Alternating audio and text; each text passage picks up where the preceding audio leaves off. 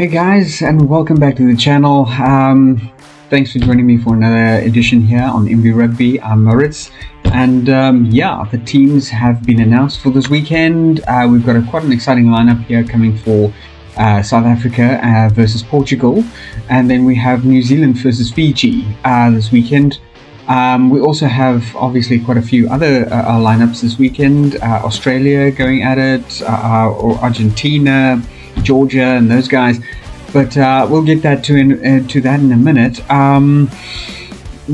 Australia versus Georgia had a bit of a clash. Last clash I heard, I think they were in the 2023 World Cup, did not end well for Georgia. Although they, I do believe they have been quite a bit of improvement on their side. But you also have to remember that rugby is a lot bigger in Australia than it would be in some of these other smaller countries. Their players get a lot more experience, a lot more practice in. A lot of these smaller countries don't always have the opportunity. Namibia, their players don't really get all the opportunities they need in club rugby. Most of them, are outsourced. There's a few of them playing for the for the Cheetahs. Here in South Africa, there is quite a few of them playing overseas, but not always, ready to kind of make preparations for national team appearances. For teams like Georgia, Spain, it's not as easy or as readily opportunistically available for the players to actually carve out a magnificent career within world rugby. But c'est la vie, I suppose. Not everybody always has the same opportunities and everything. The other test this weekend is going to be Tonga versus Spain, and then Uruguay versus Argentina. Now, Argentina seems to have made quite a bit of improvement on their game since a couple of years ago when they started out. And they do seem to go from strength to strength. I would like to believe that Jonathan Creevy had something to do with that. The man was a dynamic player, absolutely fantastic captain for the Argentina side for many years. And he's had quite an impact on the game for Argentina as well. Strong player, brilliant guy. Absolutely. I'm actually quite a bit of a fan of Creevy myself, and I would like to see Argentina kind of coming up in the world, making a strong push. They don't always perform that well in individual tournaments, but coming World Cup, they made it to the semi-finals, which is an amazing feat. For a team, I think still pretty much trying to carve out a legacy for themselves within the world. On the team selection side, we have all the following coming up. For New Zealand, we have the forwards going in: Tamati Williams, Asafo Amua, Fletcher Newell, Scott Barrett, Topo Vai, Luke Jacobson, Ethan Blackadder, and then Ardie Savea. Scott Barrett, I think, is captaining the team again this time around. There is a couple of changes in the starting lineup for the back row. The scrum half is now Cortez Ratima. TJ Paranara is again not there, and also Cody Taylor not in the team lineup for this weekend. Damien McKenzie again at fly half, keeping his position there. Caleb Clark at left wing, Anton Leonard Brown at inside centre, and then Billy Proctor on the outside centre. Sivu Reese is right back on the right wing, and then Bowden Barrett is joining the starting lineup this weekend at fullback. The replacements is then George Bell, Ethan de Groot, Basilo Tosi, Sam Derry, Wallace Satiti, Noah Rotham, and I'm actually quite happy that they're actually giving a bit more of a chance to Wallace Satiti. This young lad has really made some impact in club rugby in recent years. Definitely somebody to be looking out for. And then we got Geordie Barrett on the bench at this point, and Emoni Narawa. For the Fijian side, we've got Erone Maui, we've got Tevita Ikanivere. I practice all these names beforehand. I would think that all the times I try to repeat them, I would be able to at least pronounce them a bit better. So if I do make any mistakes, please don't crucify me. Please forgive me. We've got the tight head prop. We've got Masake Dodge, Asua Nasilasila. We've got Timu Maya Navanua. Jeez. I do apologize. Nekima Tagivalu, and I think maybe I'm trying to rush these names a bit out here. We've got Kitione Salawa, Viliami Mata, and number 8, the back line. Right, and for the back line, we've got a bit of a controversial lineup here. I don't know if it's just a printing error on the website I'm getting it from. I'm calling it from the ultimaterugby.com site. They've got Isaiah Armstrong Ravula on for scrum half and fly off, the number 9 and 10 positions. So I don't know if that is maybe a printing error or something went wrong there. I don't know. Maybe a bit of an error on the database. Who knows? But I doubt that, one guy playing 2 positions, that's going to be a bit of a hectic strain on him. Semi Radradra, we've got at left wing. Inia, we've got its inside centre. Waisia, we've got an outside centre. And then Giuta on right wing. The fullback is Votitu. Substitutes on the bench here, we got Zuriel Togiatama, we've got Hareti Hitet, Samu Tawake, and then Albert Tuisu, Elia Kana. Oh, jeez, I'm sorry. I'm just gonna go with Alea. Simeon Kuruvoli, we've got Caleb Muntz, and then Sereli Makala at number 23. So yeah, that's the lineup for the New Zealand versus Fiji game. Now, Fiji, the Flying Fijians. You don't get a name like that without making special impact in the world. Done really well for themselves in the last World Cup. Couldn't quite, I don't think they could have they grabbed as much as they could. I think they probably would have liked to have done better. Maybe trying to make it into a semi-finals. But yeah, in every game there has to be a winner, there has to be a loser. And with top teams like South Africa, New Zealand, Ireland, England, France, all of them vying for this, Argentina as well, vying for the top spots. There are going to be some broken hearts, I'm afraid. But still, they play their hearts out. Whenever these guys go onto the field, they really, especially Timu, Mayanavi, he really plays his heart out. The man is a very strong player. And he's done very well for himself in club rugby, especially. So, yeah, we hope for them, for the best. See what they can do here against the All Blacks. Although, the All Blacks is in top form. They are looking better than they did in last season, which has kind of gotten me a bit worried. Especially going up against there is the match between South Africa and New Zealand is still coming. It's going to be here in South Africa again, and we're quite excited for that. It's going to be a smashing sort of clash of the titans for that one. And we're looking forward to it. But like I said, I am a bit worried. Yeah, no, New Zealand has been looking in top form this last 2 games against England. And it looks like, Scott Robertson seems to be quite happy with their performance, although it could be better. I mean, the last game there has been quite a bit of unforced errors made due to pressure from both sides. I mean, they try to mount the pressure on England at the same time as England kind of mounting the pressure on them as well.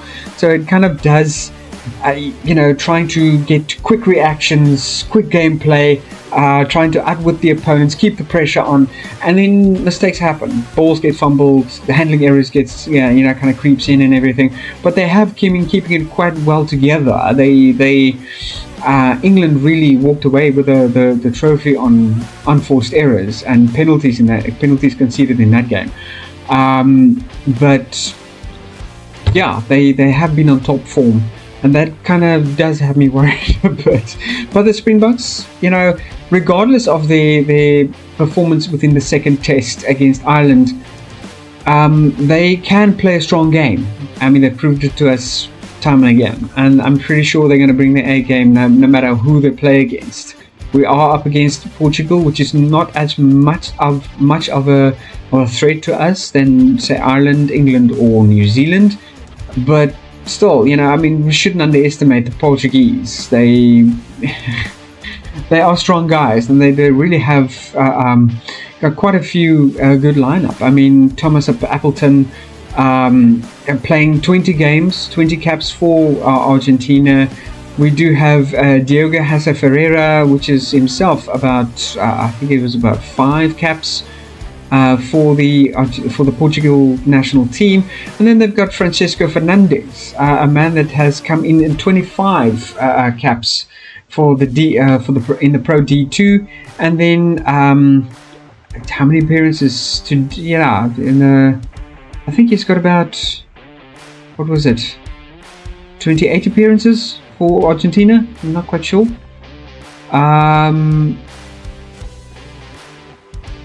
think it was about 28.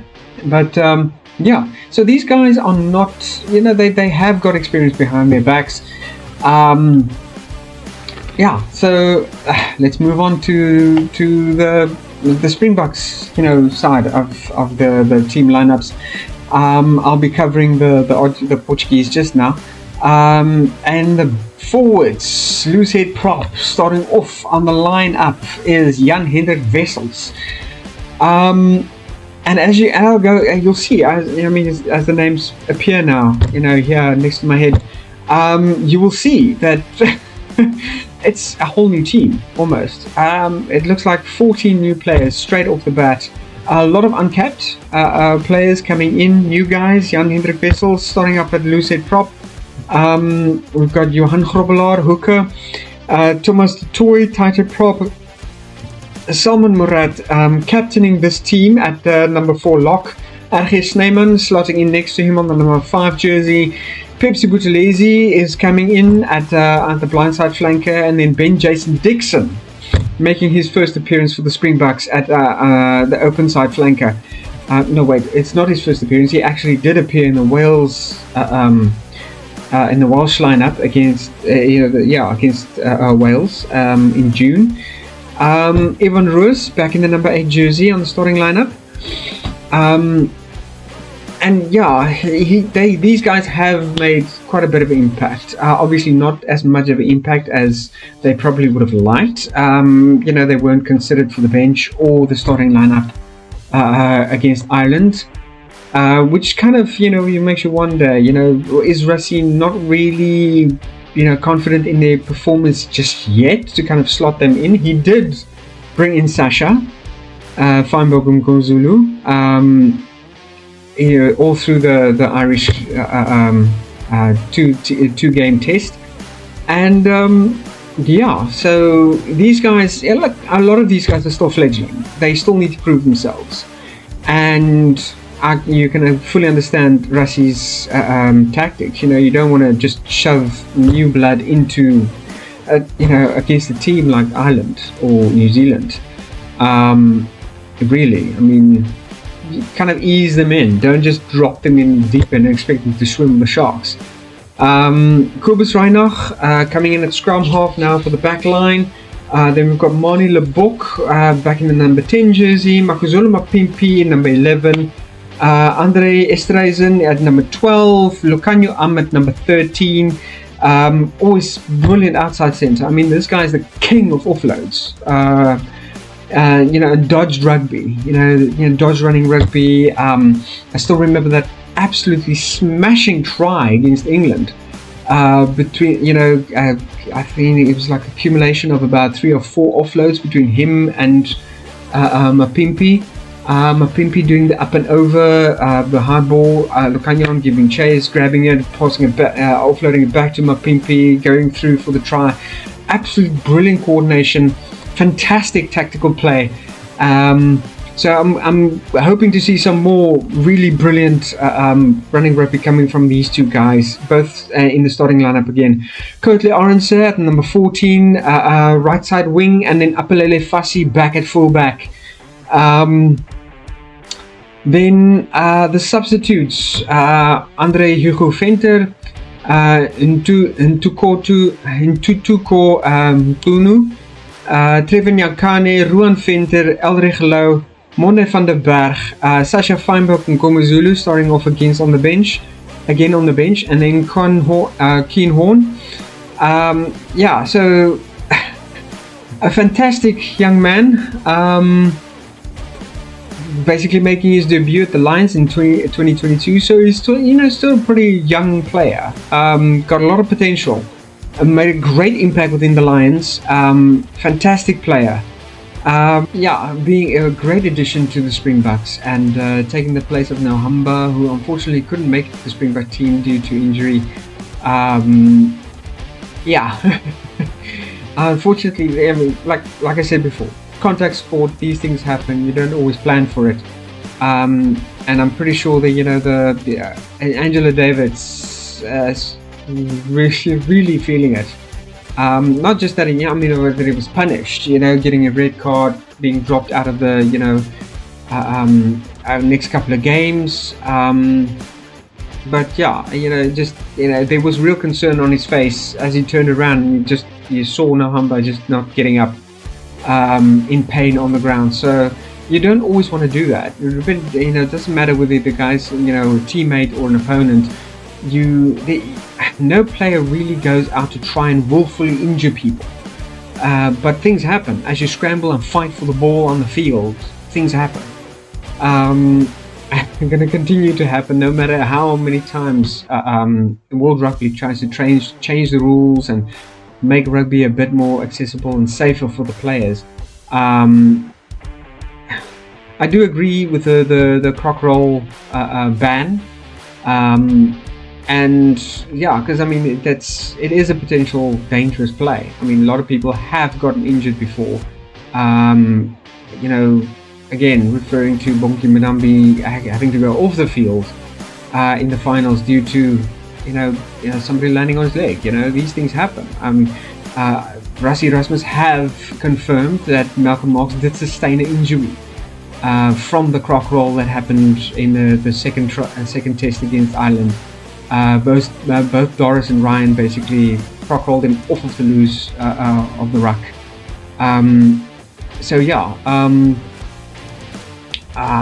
Clive Owens, legend referee Clive Owens. Recently also commented on that, basically saying that Doris and Ryan couldn't be counting themselves extremely lucky that their punishment wasn't more severe. Going on to the next point of call, the Portuguese lineup. Lucid prop starting at front. Starting the Portuguese lineup would be Franco Fernandes at Lucid prop. Luca Bejic, Diogo Hassa Ferreira. I hope I got Luca's name right there. I don't know. The surname just doesn't sound right for me. Nicolas Fernandes, Duarte Torgal. We've got Jose Duarte Madeira. And then we've got at the outside flanker, we've got Diego Pereira Ruz. Hope I'm saying that right. And then number 8 man, Vasco Batista. The back line. Starting at the scrum half with Hugo Camacho. We've got Joris Moria as fly half. Rodrigo Marta, Thomas Appleton, Jose Lima, Manuel Pinto and Samao Bento, at fullback. On the bench we have David Costa, we've got Pedro Vicente, Abel Dachunha, I hope I'm saying that right. Again, do forgive me guys, I'm not a native Portuguese speaker. Antonio Andrade, we've got Andre Cunha as well, Pedro Lucas, Domingo Cabral, and then Jose Paiva dos Santos. Jose Paiva dos Santos. So yeah, it seems like quite an exciting lineup this weekend. So yeah, great games coming. Again, like I said, we've got Uruguay facing off against Argentina. We've got Tonga going head to head with Spain, and then Australia. That should be another one. Australia themselves have been coming up quite a bit, and I really do hope they are going to have a better season they had than last. Yeah, I mean, totally kind of flopping out on the World Cup, not doing as well as they would have liked, and didn't make it to the semis. But yeah, we hope for the best for the Wallabies, and yeah, it seems like they've been doing better. Their performance against Wales recently, that would, if that's any indication of how they're playing, then there's quite a few of their players that's really making an impact on the game, and we wish them all the best of luck. So yeah, the weekend is promising to be a good weekend for rugby. I hope you guys will, dusting off your rugby jerseys and everything, and bring out the braais again, and keeping the beers on ice. So I hope to see you guys there. I'll again be bounding home as the game is again starting at 5 o'clock.